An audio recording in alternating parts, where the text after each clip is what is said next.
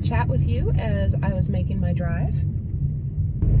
As we've done for the last couple of days, why don't we do another case? I'm Dr. Deb with the Established Facts. I'm a doctor, I'm a gamer, and this is today's case. We are in the middle of con season, whether you can believe it or not, with everything going on in the world. This is convention time. We've had PaizoCon, we've had Concurrent, we've had PopCon. I believe we've got Dragon Con going on, or did it just finish?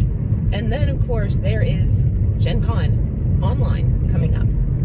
So this is the season when a lot of us have in our minds the opportunity to invite our friends or our family to be able to join us in this crazy hobby that we call gaming. There's cons to go to, there are more events, people usually have more free time because it's summer, so they're able to devote more time to gaming or shopping for games, talking about games. And with that, I was thinking, what would be some ways to help to gently coax your family and friends to at least try out this thing called gaming? And we said it on the podcast, everyone's a gamer. You just have to find your game. If someone has never played a game on their phone or on their tablet, if they've never played a card game, if they've never played a video game console of any kind, if they've never played an arcade when they were a kid, then they might be able to argue that they're not a gamer. But until then, I don't believe it. You just haven't found your game yet. How do we help people to find their game? Objective. Different personalities are going to be drawn to different games. My husband and I have some similar game interests, and we have some very different game interests. The most famous one that you guys know about on the podcast is the war game. Josh does not enjoy the war game. He's played it before, and he'll do it to spend time with me, but it is not his cup of tea, if you will. There are many other games that he would prefer to play. The long, drawn-out tactics strategy is not his favorite, but it is a favorite of my brother. He loves it. He loves to read war books and strategy books, and so it is absolutely his cup of tea. So a game that my husband Josh loves, for example, Fiasco, would not be a good fit for my brother Chris.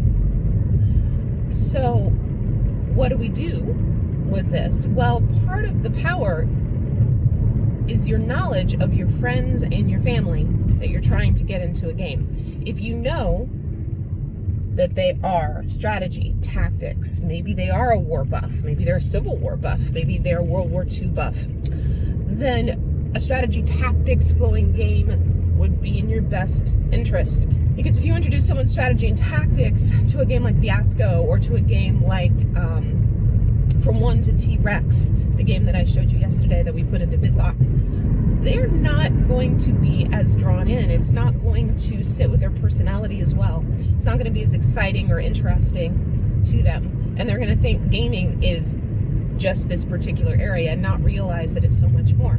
On the other hand, flip it. If you have a personality like my husband Josh, and you present to them the war game as their first game, like gamer game, they're probably going to run screaming for the hills.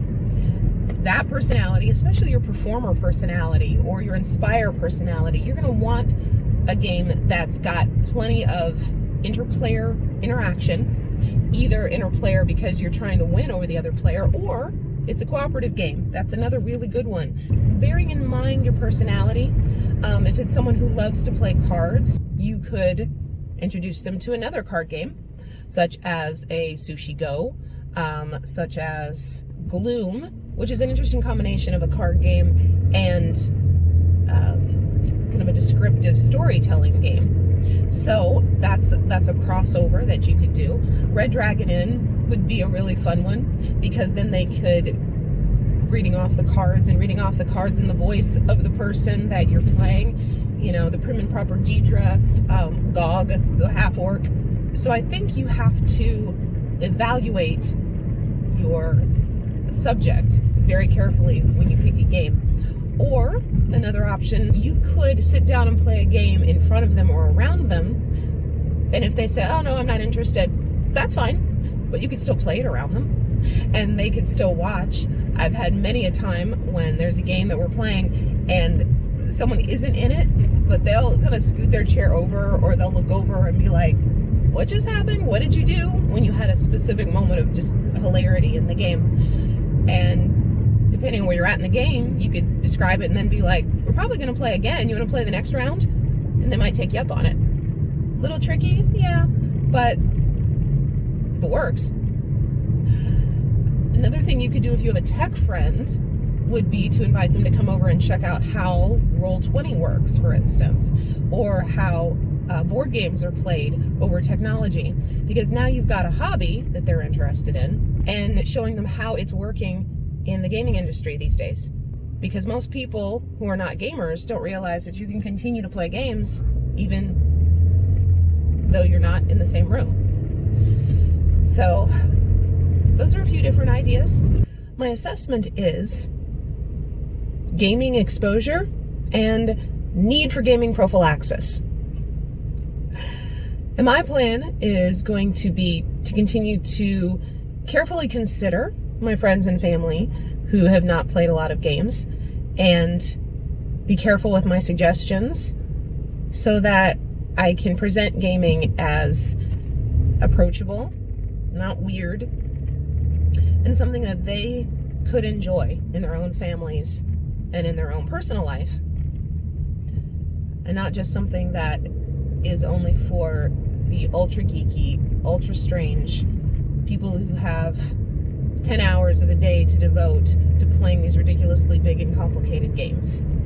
Gaming is for everyone. You just have to find your game. The second part of my plan is going to be simply play more games. The more experience I have with playing games and the wider variety of games that I've played means that I'm going to have greater experience to be able to draw from when my friends, my family, or you all out there ask for suggestions on good choices of games.